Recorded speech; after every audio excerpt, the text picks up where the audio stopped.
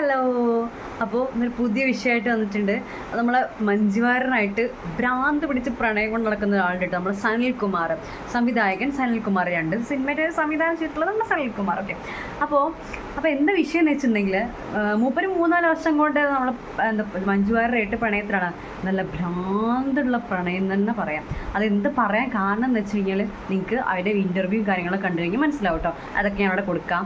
അതിനുമുമ്പ് 2 വാക്ക് പറയട്ടെ.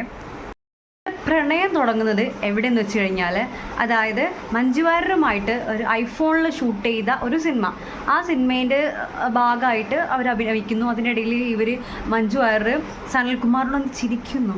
അപ്പോൾ സനിൽകുമാർ വിചാരിക്കുന്നു ഇതൊരു പൊട്ട പ്രണയമാണെന്ന്, അല്ലേ? അങ്ങനെ മഞ്ജുവാര്യർ പിന്നെ ഇവർ കാണുന്നത്, പിന്നെ സനിൽകുമാർ കാണുമ്പോഴൊക്കെ മഞ്ജുവാര്യറിനെ ഒരു ശക്തി, അത് ദിലീപെന്നൊക്കെയാണ് പറയുന്നത്. ഓക്കെ, എനിവേ നമ്മുടെ ഒരു ശക്തി നിയന്ത്രിക്കുകയാണ്. സനിൽകുമാറിനോട് സംസാരിക്കാൻ പാടില്ല എന്നുള്ള രീതിക്ക് ഗൂഢാലോചനകൾ വരികയാണ്. എങ്ങനെയും സനിൽകുമാറും മഞ്ജുവാരനും തമ്മിൽ ഒന്നിക്കാനോ സംസാരിക്കാനോ പാടില്ല. നിയന്ത്രണങ്ങൾ പല ഭാഗത്തു നിന്നായിട്ട് വരികയാണ്. പോലീസായിട്ടും അങ്ങനെ ഇങ്ങനെയൊക്കെ ആയിട്ട് കേസ് വഴക്ക് കാര്യങ്ങളൊക്കെ ആയിട്ട് സനിൽകുമാറിനെയും മഞ്ജുവാര്യരെയും തമ്മിൽ സംസാരിക്കാനുള്ളൊരു അവസരം കിട്ടുന്നില്ല. പല രീതിയിൽ കോണ്ടാക്ട് ചെയ്യാൻ നോക്കുന്നുണ്ട് സനിൽകുമാർ, പക്ഷേ നടക്കുന്നില്ല. ഓക്കെ, നമുക്കതിൻ്റെ ഒരു വിഷ്വൽസോടെ കാണാം കേട്ടോ. നമ്മുടെ സനിൽകുമാർ പറയുന്ന കുറച്ച് കാര്യങ്ങളുണ്ട്, നമുക്കത് കണ്ടുനോക്കാം. ഞാൻ സനിൽകുമാർ ശശിധരൻ.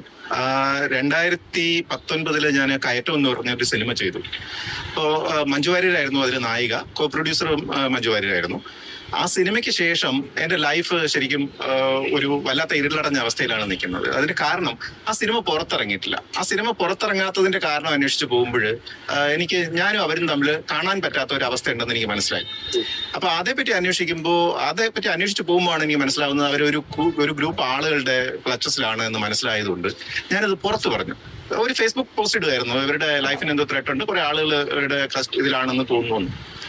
അപ്പോൾ അതേപ്പറ്റി മറുപടി ഉണ്ടാവുകയോ അന്വേഷണം ഉണ്ടാവുകയോ ചെയ്യുന്നതിന് പകരം എന്നെ ഒരു ദിവസം പോലീസുകാർ വന്ന് പിടിച്ചോണ്ട് പോവാണ്. പോലീസ് എന്ന് പോലും അറിയുന്നില്ല. ഒരു ഇന്നോവ വാനിൽ നിന്ന്, അതും എറണാകുളം രജിസ്ട്രേഷനിലുള്ള ഒരു ഇന്നോവ വാന് പാറശാലയുള്ള എന്നെ വന്ന് ചേസ് ചെയ്ത് പിടിച്ചോണ്ട് പോവുകയാണ് ചെയ്തത്. പിന്നീടാണ് ഞാൻ അറിയുന്നത് മഞ്ജുവാര്യർ കൊടുത്ത പരാതിയാണെന്നും ഒക്കെ ഞാൻ അറിയുന്നത്. അതിനുശേഷം ഞാൻ അറിയുന്നു ഈ പരാതി മഞ്ജുവാര്യർ കൊടുത്തതല്ല എന്ന് അവരെന്നോട് പറയുന്നു. അവരുടെ ലൈഫ് ത്രെട്ടിലാണെന്ന് എന്നോട് തന്നെ പറയുന്നു. ഇതൊക്കെ പറഞ്ഞ് ഞാൻ പരാതി കൊടുത്തിട്ടും എന്റെ ഒരു പരാതി അന്വേഷിക്കുന്നില്ല. എനിക്കെതിരെ എടുത്ത കേസ് അന്വേഷിക്കുന്നില്ല, വിചാരണ നടക്കുന്നില്ല. എനിക്ക് ജീവിക്കാൻ പറ്റാത്ത അവസ്ഥയിൽ ഞാൻ ഇവിടുന്ന് അമേരിക്കയിലേക്ക് പോയിട്ട് അവിടെ വെച്ച് ഞങ്ങൾ സംസാരിക്കുന്നുണ്ടായിരുന്നു. അപ്പോൾ അവർ പറഞ്ഞത് ഞാൻ നീയുമായിട്ട് സംസാരിച്ചു എന്ന് അറിഞ്ഞാൽ തന്നെ എൻ്റെ ലൈഫ് പ്രശ്നത്തിലാവും എന്നാണ് അവർ പറഞ്ഞത്. അങ്ങനെ ഞാൻ നാട്ടിലേക്ക് വന്നു. 2025 സെപ്റ്റംബറിലാണ് ഞാൻ നാട്ടിൽ വരുന്നത്. നാട്ടിൽ വരുമ്പോൾ എന്നെ ബോംബെ വിമാനത്താവളത്തിൽ പിടിച്ചു വെച്ചു. എന്തിനാണെന്ന് ചോദിക്കുമ്പോൾ പറയുന്നില്ല. 1 മണിക്കൂർ കഴിഞ്ഞിട്ട് ഞാൻ ബഹളം ഉണ്ടാക്കുമ്പോഴാണ് അറിയുന്നത് എന്നെ കൊണ്ടുപോകാൻ വേണ്ടി എറണാകുളത്ത് നിന്നും ഒരു ഗ്രൂപ്പ് ഓഫ് പോലീസുകാർ വരുന്നുണ്ട് എന്നറിയുന്നത്. അങ്ങനെ എന്നെ അവിടെ വന്നു, വിമാനം കയറി അവർ വരുന്നത് എന്നെ പിടിച്ചുകൊണ്ട് പോകാൻ വേണ്ടി. എന്നെ അവിടുന്ന് അറസ്റ്റ് ചെയ്തു. 48 മണിക്കൂർ കഴിഞ്ഞിട്ട് ആലുവയിലുള്ള മജിസ്ട്രേറ്റിന് മുന്നിൽ കൊണ്ട് ഹാജരാക്കി. മജിസ്ട്രേറ്റ് ചോദിക്കുന്നത് എന്ത് കേസാണ്, ഇയാൾ എന്തിനാണ് ഇങ്ങനെ അറസ്റ്റ് ചെയ്തുകൊണ്ടെന്ന് ചോദിച്ചിട്ട് എന്നെ സെൽഫ് ബെയിലിൽ വിടുകയാണ് ചെയ്തത്. ഇതുവരെ ആ കേസിൽ അന്വേഷണം നടന്നിട്ടില്ല. ഇപ്പോഴും ഞാൻ പറയുന്നത് ഈ കേസുകളെല്ലാം കള്ളക്കേസുകളാണ്. എനിക്കെതിരെയുള്ള കേസ് കൊടുത്തിരിക്കുന്ന കള്ളക്കേസാണ്. അതിൽ അന്വേഷണം നടക്കുന്നില്ല. എൻ്റെ ലൈഫ് ഇതുപോലെ ഇങ്ങനെ ഒരു കേസിൽ പെട്ടിട്ട് ഇങ്ങനെ മുന്നോട്ട് പോകാൻ പറ്റാത്ത ഒരു അവസ്ഥയിലാണ് നിൽക്കുന്നത്. എൻ്റെ ജീവിതം ആകെ തകർത്ത അവസ്ഥയിലാണ്. അപ്പൊ ഇതേപ്പറ്റി അന്വേഷിക്കണമെന്ന് പറഞ്ഞിട്ട് ഞാൻ ഒരു പരാതി കൊടുത്തിട്ട് ആഭ്യന്തര വകുപ്പ് മന്ത്രി ഇപ്പോഴും പരാതി കൊടുത്തു. ഒരു അന്വേഷണവും നടക്കുന്നില്ല.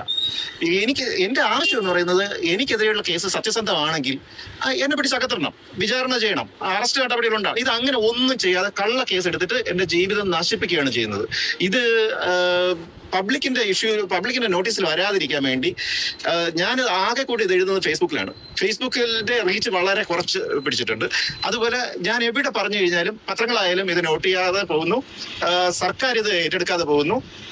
ഇത് എന്താ ചെയ്യേണ്ടതെന്ന് എനിക്കറിയില്ല. ഒരു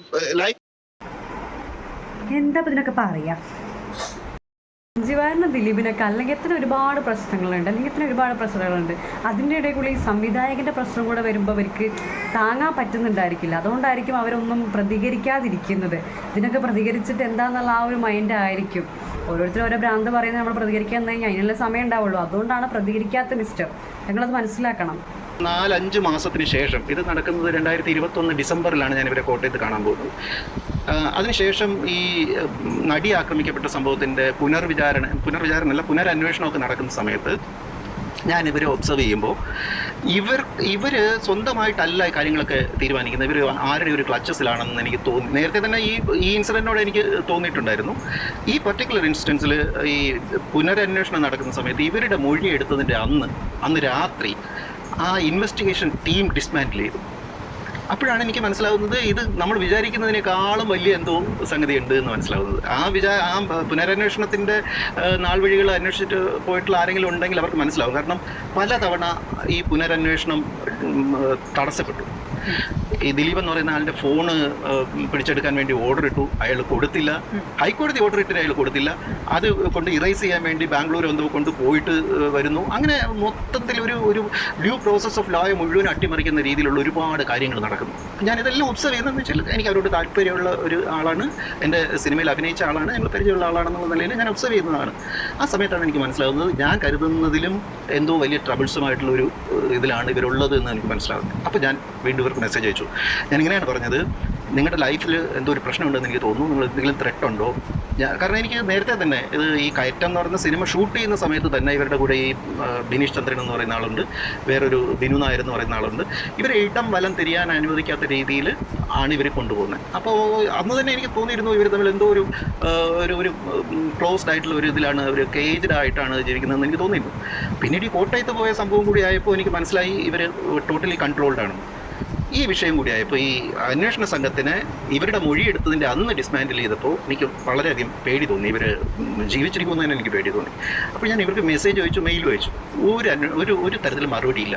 അപ്പോൾ ഞാൻ പറഞ്ഞു, ഞാനിത് എനിക്കറിയാവുന്ന കാര്യം ഞാൻ ഫേസ്ബുക്കിൽ എഴുതാൻ പോവുകയാണ്, നിങ്ങൾക്ക് അതിലെന്തെങ്കിലും പ്രശ്നമുണ്ടെങ്കിൽ എനിക്കിതിന് മറുപടി തരണം. ഒരു മറുപടി ഉണ്ടായില്ല.